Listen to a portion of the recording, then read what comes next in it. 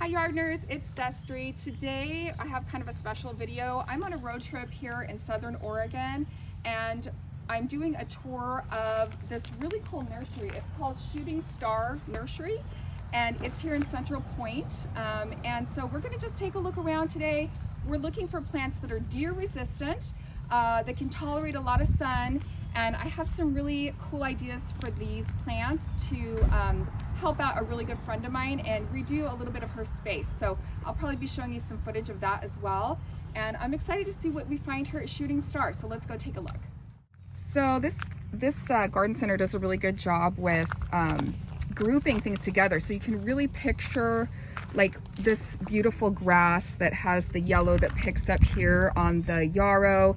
And the way that they've sort of laid things out really helps you visualize, how you could put these plants together and create a really nice arrangement. So we're going to be working today on some boxed arrangements in some raised garden beds. We are going to be trying to figure out what color scheme that we'd like to go with. So here's another example. We've got this beautiful dark matter purple.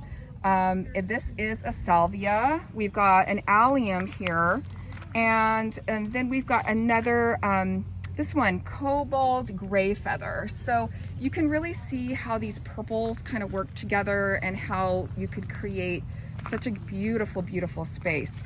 Moving on, we've got some black-eyed Susans, some daylilies, and they're really, bringing up some beautiful warm colors here. And what a beautiful way that this nursery has laid out these items for us yardners to be able to see what goes with what and how we could potentially style our gardens. Okay guys, so my girlfriend doesn't know this, but I am going to be redoing her space. I've already taken some pictures and made some measurements and stuff of her existing space, which is actually really beautiful. But today I'm going to try to get as many plants as we can in her raised garden boxes. So I'm just going to let her grab whatever she wants. We're on a secret mission. Let's do this. Okay, so I will tell you, it is a hot day. So we're trying not to melt. We're trying to keep cool and drink water and do our sunscreen, but there's so much to see. So come follow me. Let's look at some of the things that they have here. We're finding a lot of beautiful plants that are heat tolerant, and the pollinators are absolutely in heaven out here. So let's head down this way, and I want to show you something about the way that they mark their plants here. So come this way and I'll show you. So here we've got a spirea, and you can see on the label it will tell you, a lot about the plant just here, and then there's a star rating system for deer resistance, and if it has a 1 star, that means it's somewhat deer resistant, a 2 star, and a 3 star. So I thought that was a really clever way for them to really communicate to us yardners what can be successful in our gardens and what we might struggle with, especially if deer resistance is something that you need to consider for your garden. Let's head this way and look at some of these beautiful roses. They have some dwarf pyreid here that's really beautiful. So just a lot of really nice things at this nursery.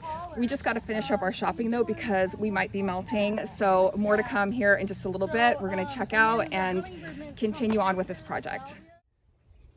All right, you guys, so we are here at my girlfriend's house, and we are going to take a look at what she's currently got in her garden beds and kind of some of the things she's had going on here on her property. You can see there's a really cute little chicken behind me. It's such a beautiful spot here in Southern Oregon, but she does have some places where I feel like we could put some more heat tolerant plants, some things that will hold up to deer. So let me flip this camera around and I'll show you what we're working with currently. All right, so here we've got Higgins, the dog, and Oasis, the chicken. A chimenea, which is fun for wildfires. She's got actually garden space up here with a greenhouse and of course a storage shed.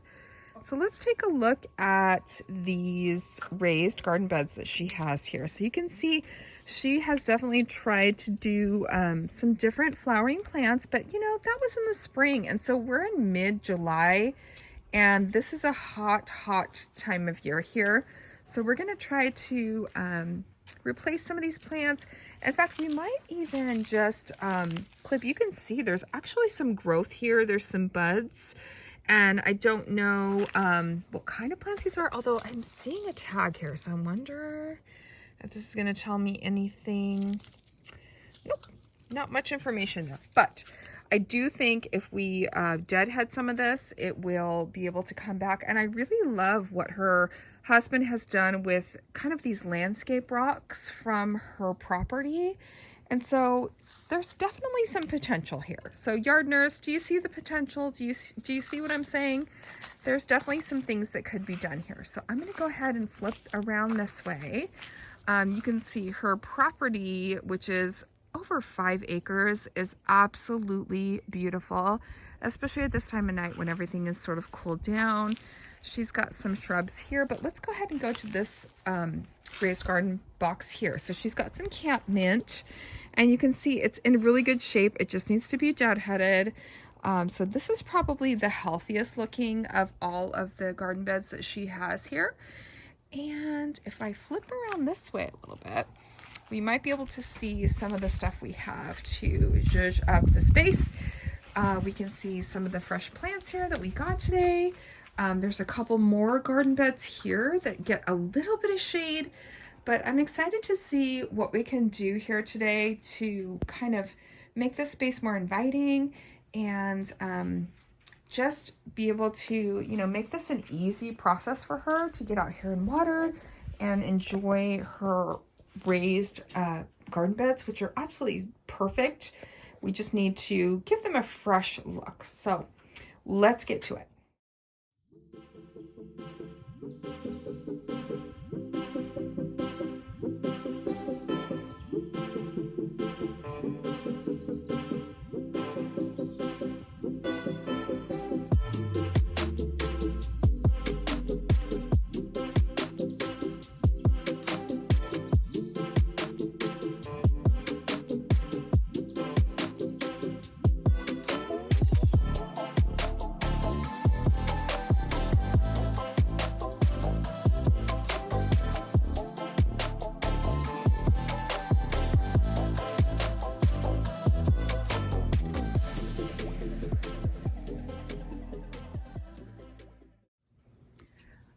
Good morning. It is the next morning and I am getting ready to do the placement of the plants in the garden bed. So last night we were able to get the fresh topsoil on top.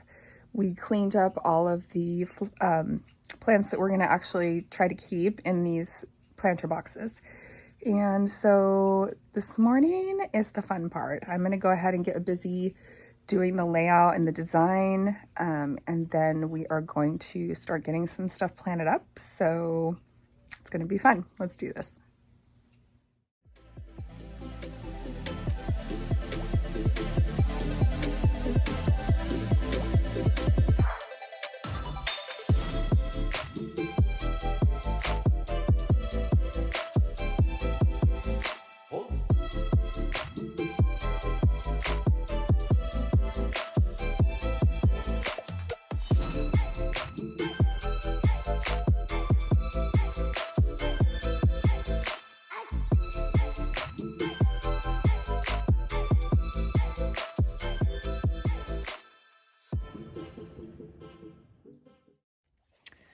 Right, so here's what we've got so far.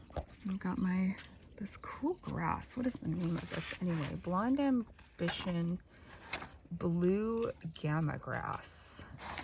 So this is really cool. I was saying it looks like little eyelashes to me. Oh, there's a deer going through their property. It's beautiful out here. So we've got 2 of those across, and then in the middle we are doing, let's get some plant names going here. This is a Mesa Yellow Blanket Flower.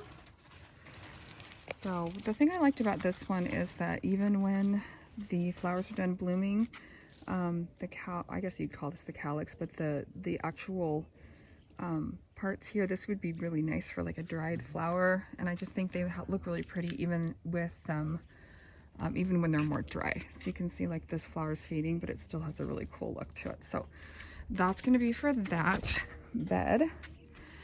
And then over here, we are going to do this combo. So we've got Agara, So White, Wand Flower. So it's a really wispy, like whimsical look. And then we've got some, I believe this is a yarrow. Let me see this one, Red Velvet Yarrow.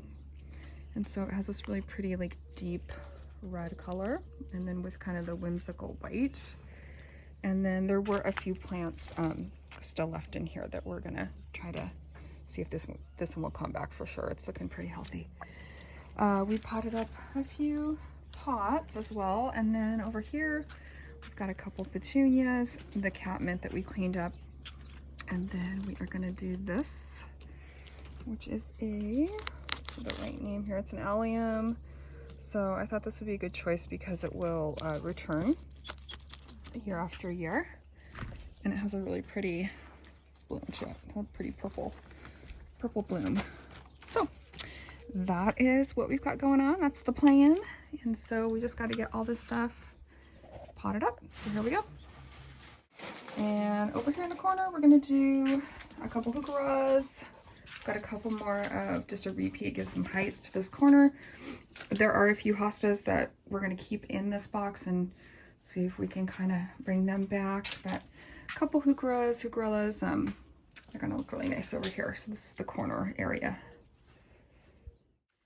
All right, guys, so let me kind of show you what we've got so far. We've got these beautiful plants planted up, which my friend did half the work for me, so it was really easy.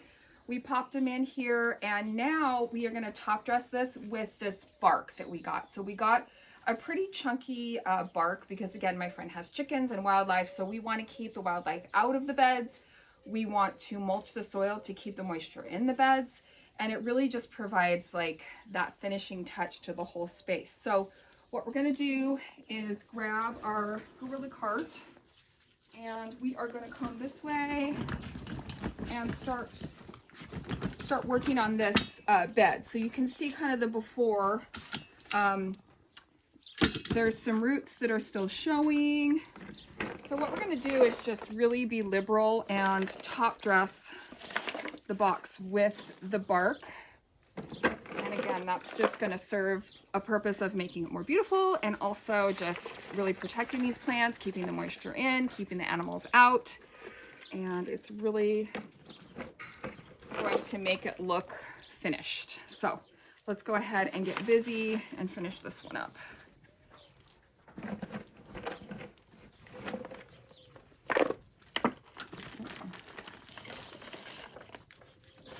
Kind of pressing it into place too once I get it where I want it. All right, you guys, we are done with this project, and I have to say my friend and I are really thrilled with the way it turned out. Now I have to say she had a really good base, these beautiful planter boxes. We just enhanced them and made them look a little bit more finished. So we planted everything up. We've put the bark mulch to really help keep that cool temperature of the soil. So this one, we've got a couple annuals, some perennials. So let's go over and check this one out. We did kind of a couple different color schemes. We've got some warm colors with the reds and the yellows, and then quite a few purples, but really I just grabbed whatever my friend really loved at the garden center. So you know, just kind of go with what feels right and what plants you might like to make into arrangements.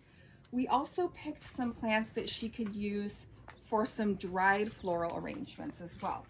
So this is the one here. This turned out really nice. It's really full. It provides some height.